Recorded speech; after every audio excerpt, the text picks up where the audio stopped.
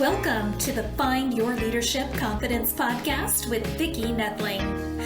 You are about to discover impactful lessons that help you grow as an individual, grow your confidence, and find the positive and good within you, so you powerfully and authentically become the best version of yourself. Be sure you visit our website at www.findyourleadershipconfidence.com. While you're there, subscribe to us via your favorite network. Now tune in, get ready, and enjoy the journey of emerging as a leader of exception in the 21st century. Welcome, everyone, to the Find Your Leadership Confidence podcast. I'm your host, Vicki Nedling, coming to you from Roswell, Georgia. The goal of this podcast is to bring topics and guests that will empower you to become that confident leader and take your business and your life to the next level.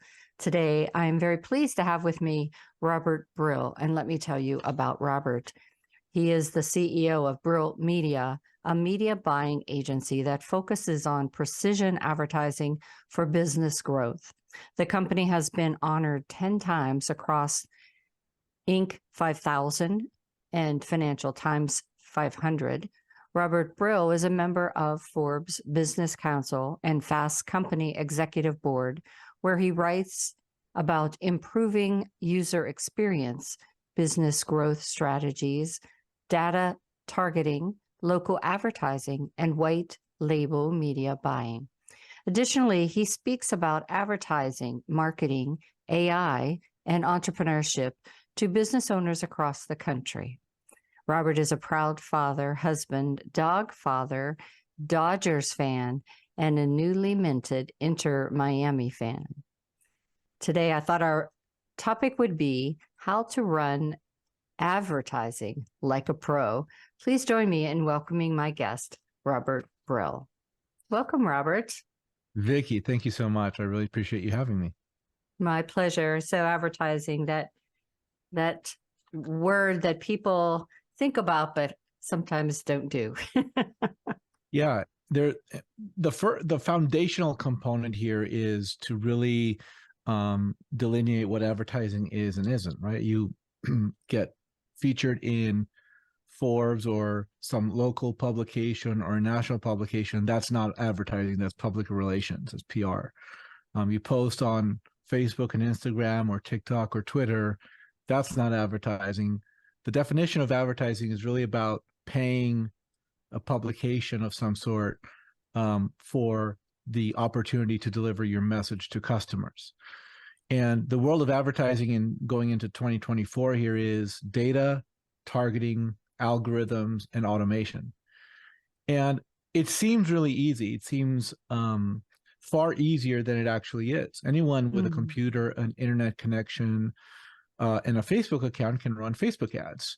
But the challenge there is knowing what to do with the advertising and knowing how to make it work is far more difficult than it appears.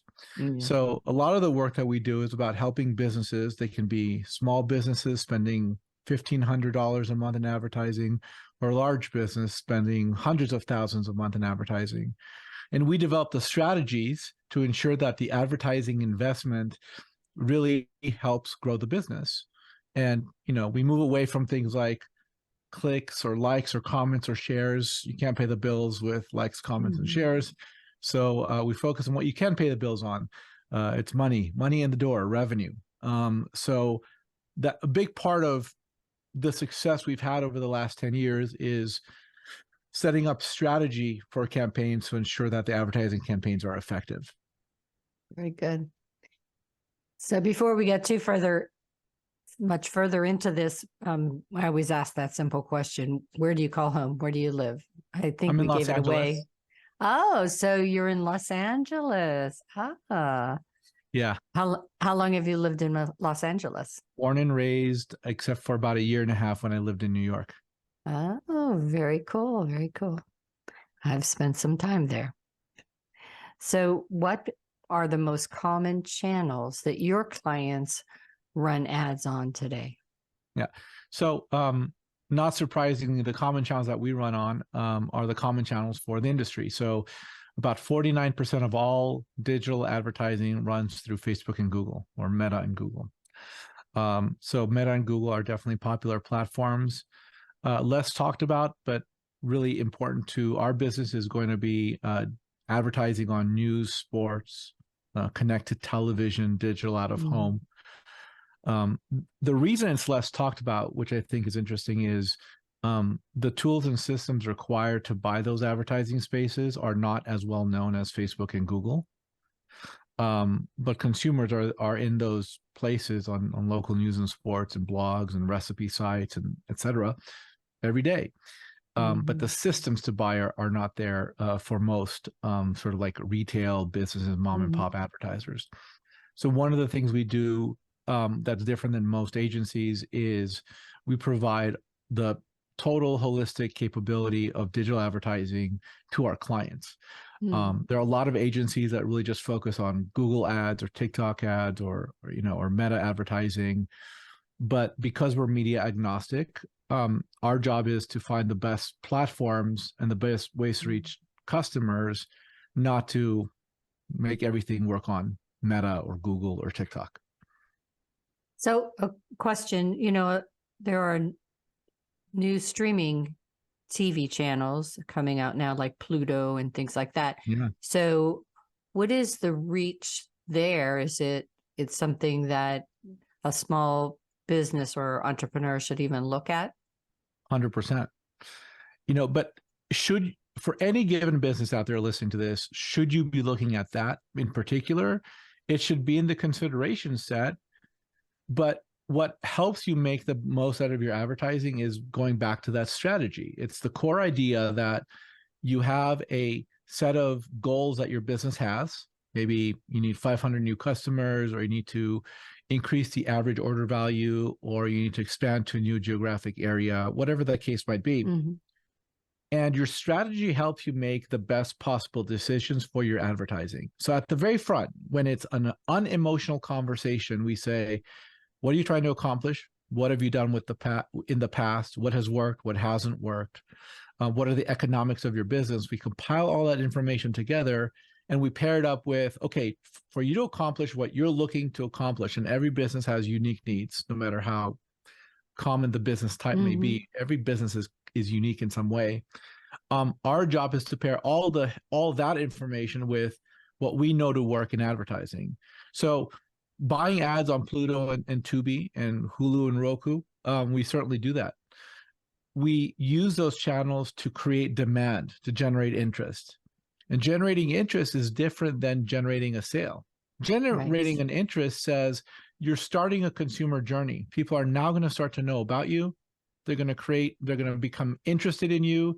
And over time, because you're going to deliver them more marketing messages, and because they're thinking about it, and they have a need for what you offer, they will consider you as a product or service to purchase. Then you run different types of ads that say, buy now. So the demand ads say, here we are, look at what we do, this is amazing.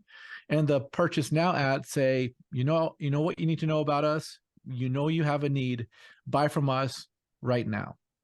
So that's what we talk about when we think about strategy. Connected television ads on Hulu, Roku, et cetera, Tubi, are good for upper funnel, and other types of media are generally good for bottom of funnel, or getting people to purchase right now. So for the strategy seems somewhat similar to Meta, where you're first building awareness, and then you would, once you built that following, if you will, then you could have the impact with the buy now kind of scenario, right? 100%. I mean, the foundation. What's interesting to me is that we're here at the start, almost 2024, and going back to the 1950s, the foundational components, 1940s, 1930s, 1920s, the foundational components are the same. Create awareness and compel people to purchase with great creative and good media buying. Yeah. Whether you do everything on Meta, or you're doing everything on Google, or you're doing a full funnel approach where you look at all these different channels, but the challenges remain the same. Where should I run ads? What should I say? And how do I get more money in the door? So what do they do wrong? Especially, let's start with Meta. What are they doing wrong? Yeah, for every channel, no strategy. The biggest wrong thing is they have no, they just do. Like, hey, I read an article and people say my audience is on Meta. One of the biggest things that bothers me, we run some gaming advertisers, and gaming advertisers say, like esports and whatever, they say, oh, our audience isn't on Facebook. It is. It is. Maybe a slightly higher composition of your audience is on Instagram or on Twitter, but your audience is we can find your audience in most channels. So what do people do wrong? What do companies do wrong? They don't have a strategy. They just do. Someone told me that TikTok ads work, so I'm just going to buy TikTok ads. No clue what I'm doing. Just going to buy TikTok.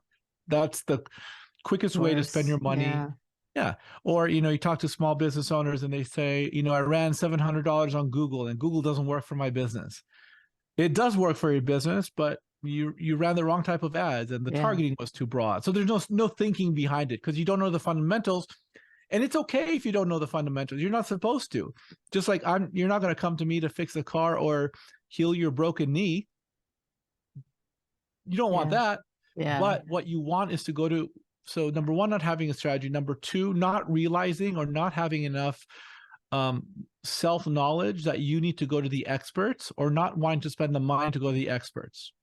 You're going to save the money. But what you're in fact going to do is actually spend 5 times as much because you're going to waste all your money. And instead of running Facebook ads, what you're actually doing is learning how to run Facebook ads, which is a different thing. You're going to school by spending thousands of dollars on Facebook to figure out Facebook, which is not what you should be doing. You should be spending those thousands of dollars to bring in tens of thousands of dollars or hundreds of thousands. So no strategy, not going to the experts. More tactically, specifically with Facebook, I'm a big advocate for not boosting posts. Here's the thing. Boosting posts on Meta, there's about 10 million advertisers, mostly small businesses on Meta. The reason one of the reasons Meta is so valuable as a company is because they made it really easy for small businesses to spend hundreds of dollars a month on their platform. And the way they do that is you click the boost button. There's no strategy there. There's no thinking. There's no creative testing. There's just, hey, I want to feel like I'm in the game. I want to get eyeballs on this post because we spent $20 or $100 creating this post. So I want to feel like I'm in the game. I know I should be advertising. So I'm going to click the button and boost posts. Look how easy advertising is. That's one of the fastest ways to kind of just throw money into the ether. Right. So don't boost posts. Have a strategy, save up your money, and spend hundreds or low thousands of dollars a month with a strategic point of view of what you should be accomplishing. Because by the way, one of the biggest things that people don't realize, this is more for advanced advertisers, not for DIY mom and pop advertisers, is you can think about advertising as a real-time focus group. If you want to understand what people want from your business, run ads, look at what performs, learn how to read the data, and you'll understand. If you have 5 products that you're selling, product D is the one that everyone wants. If you know how to read the data, you'll know the types of messages that really resonate with people. Like, for example, some of the basics are that the human eye has nerves and neurons, etc., that are far more adjusted to understanding what a face looks like. And it's far fewer cells in the eye to distinguish a building, which means that it's far easier. The eye responds dramatically better when it sees a face than when it sees hands, a desk, buildings, inanimate objects. Right. So what does that mean? That means if you want to get people's attention, show a face, right? Like basic things. You're going to understand by running these creative tests which people, which facial expressions, which colors really trigger people to take the next step that ultimately results in a sale. right? So with that creative testing framework, our job on Meta specifically, because Meta is the absolute best algorithm for advertising right now and has been for like the last, I don't know, 10 years, let's say. Mm-hmm. The thing that you do on Meta that most people, especially mom and pop advertisers, don't realize is you have to train the Meta machine learning algorithm. In practice, what that means is kind of like two types of things. First, it's broad targeting, age, gender, and location. What that means is I'm not going to target keywords or interests. I'm not going to do lookalike targeting or remarketing. What I'm going to do is use the vast like array corpus of data that Meta has. It has 10 or 15 years of data on most of us on the platforms and off the platform. When you listen to music on Pandora, it knows who you are. When you're buying something, it knows who you are. So Meta has the ability to really route your ads to the right people at the time that they're shopping. You're not going to be able to manually program that in with the tools it gives consumers. The best way to run ads to train Meta is to run age, gender, and location targeting, leave everything else broad. So that's number one. The second part of that equation of training Meta's machine learning algorithm is to turn on this creative testing framework where either we or our clients create 5 ads. We disassemble those ads and you test, 5 different headlines, 5 different images or video, 5 different primary texts. So you have 15 different elements. When you mix and match them, those 15 elements can create up to 125 different possible ad combinations. Wow. I also don't want to spend thousands of dollars running ads for 125 different variations. So what we do this control variable testing. It's a scientific way to quickly determine the estimates of what Meta likes and what Meta doesn't like out of the ad creative. And then within 3 weeks, you do a few other steps and you have the one ad. So you can go from 125 possible ad variations down to one in 3 weeks and a couple $100 or, low thousands of dollars, whatever your budget may hold. Wow. And that's the way you understand what works and what doesn't on Meta. And that's so much better and yields so much more for your business than boosting a post, which gives you very little, if anything at all. I'll stop there. Right. And it's funny, just before you got into the data part, that's where I was going with my next question, because whenever you're a solopreneur or a small business owner that doesn't have any staff for marketing or advertising, you do the ads, but generally you never do the data analysis. Yeah. So you're just, as you said, you're just throwing money away because you don't know what worked or what didn't work. And then you could just keep repeating and wanting a different result, and you're not going to get it. That's where people with your expertise are so valuable and worth the money, rather than spending it on those boosts and things that are not reaping any rewards. Spend it to get somebody that can do data analysis to be able to tell you, yeah, this worked and you should repeat it.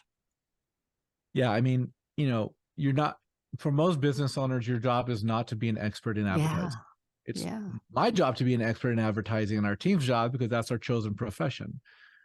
And the challenge, I understand the perspective, and I empathize with the perspective of other business owners. There's so many people in this marketplace talking about advertising, and there's zero barrier to entry, right? Computer, Facebook account, internet connection, and you can run ads. So, anyone can take a course, get a certificate. Like, I'm not talking about like even a college certificate or an AA degree. I'm not talking about that. I'm talking about literally like I spent 2 hours online, I passed the course, and I got a digital certificate, like that type of thing. And so how do you determine who to work with? Determining who to work with is a few things. Number one, they need experience. I've got the war scars to prove it. I've been in the business for 20 years. Look for people who have been in the business for a while. Number two, they are highly communicative. It's actually in our best interest that our clients understand what we're doing. Because the Mhm. more they understand the work that we're doing, the more they value the work that we're doing, because the results come in and they learn something about their business. So you don't want black box, opaque, hey, we're just going to do it for you and you're going to get the results. That's not what you want. You want communication, transparency, and Mhm. understanding what's happening. Urgency. The urgency component is critical. Every minute that you spend not doing something is money that you are losing. It's money that you're not earning. It's opportunity cost. Communication urgency is important. And then finally, you need things like testimonials, case studies, reviews. So the reality is most, we offer basically $1,500. We take a fee out of that and we run advertising campaigns on behalf of our clients. The Mhm. same tactics, strategies, thinking experts that are spending hundreds of thousands of dollars. You get that same thinking and activation for, your budget of $1,500. And then we help you grow your business. And you have other Right. challenges.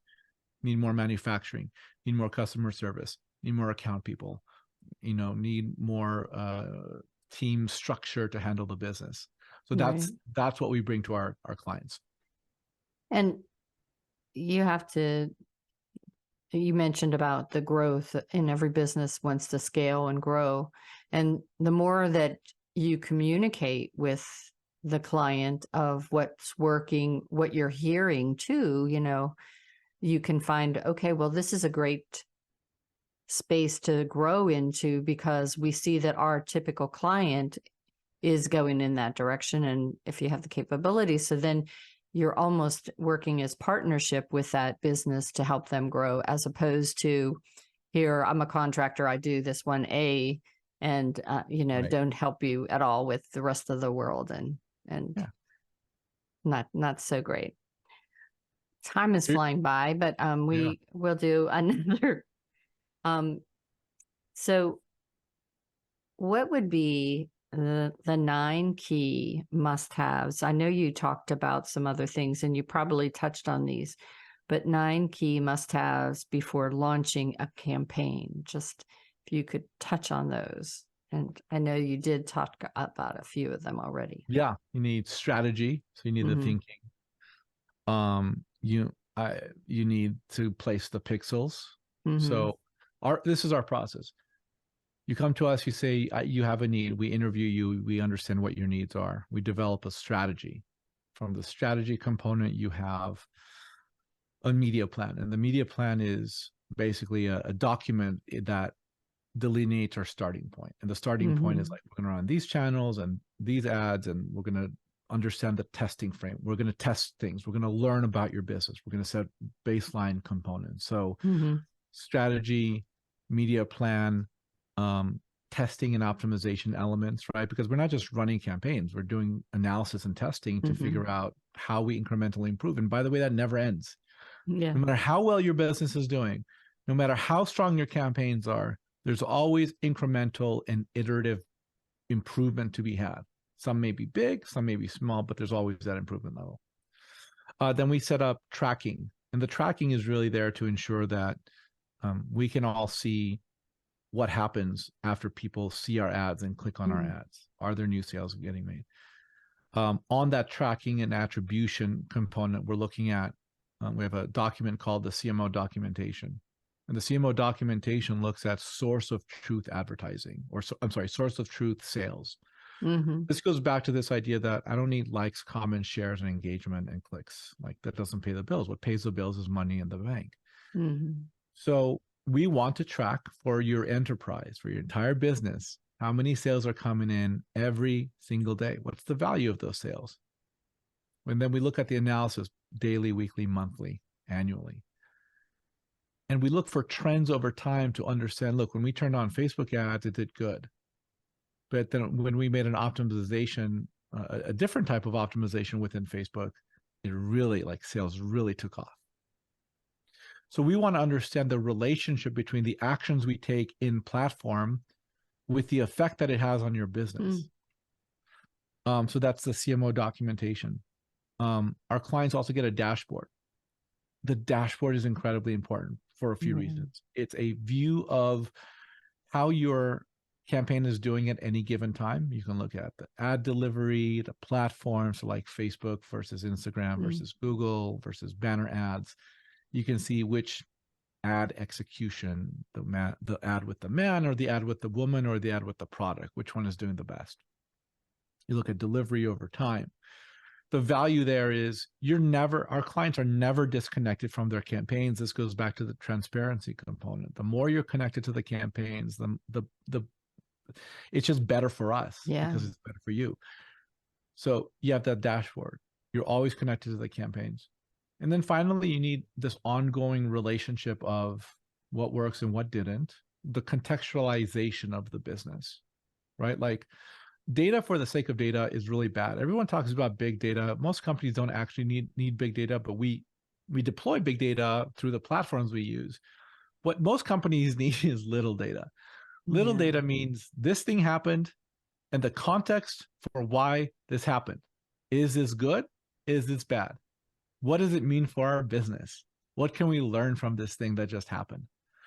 That's the context component. And that goes back to how advertising leads to learnings that impacts the business in other different ways, right? If you know that product D is the one that people really like, over the next 6 to 12 months, you might just say, look, we're not going to do A, B, or C, and maybe we'll focus a little bit on E, but D is the one we're going to really go all in on because that's what customers want. But if you don't have that learning in-house, you're just manufacturing A, B, and C, D, and E, and most of that you don't need to be doing. You're getting lower profit. It's far more work, and it's not an optimized version of your business. I don't like, some people call us vendors, especially big organizations, procurement, people whose job it is to onboard outside entities. But I really like this idea of being a partner because we're your growth partner. Our job is to grow the business. And the reason we focus on advertising is because it's the most predictable, repeatable, and scalable way to grow your business. It's the most direct path to growth.